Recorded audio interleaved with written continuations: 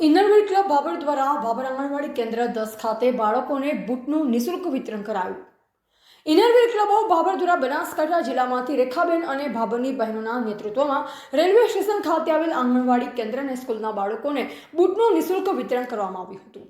આ સંસ્થા દ્વારા વિવિધ સેવાકીય પ્રવૃત્તિઓ કરવામાં આવે છે, જેવી કે પર્યાવરણ જતન અંતર્ગત પ્લાસ્ટિક મુક્ત, મેડિકલ લેવલે, શિક્ષણ ક્ષેત્રે કમ્યુનિટી, જીવદયા, પશુ પક્ષીઓ, વેસ્ટમાંથી બેસ્ટ ઉપરાંત સમાજ, કુદરતી આફત સમયે સેવા આપવી, સેવાના ભાગ તરીકે કુપોષણ નિવારણ એવા દરેક ક્ષેત્રમાં સહભાગી થવાનું કાર્ય કરે છે.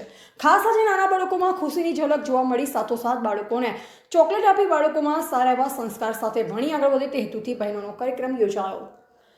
ધ ગુજરાત લાઈવ ન્યૂઝ સાથે સુનિલભાઈ ગોકલાણી, ભાભર, વાવથરાદ. ઓમ નમસ્તે, મારું નામ દમુબેન ઠક્કર.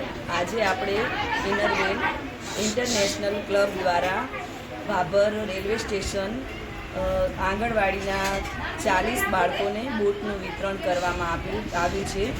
જે ઇન્ટરનેશનલ ઇનરવેલ ક્લબ છે તેમાં ભાભરની 25 બહેનો જોડાઈ છે, જેમાં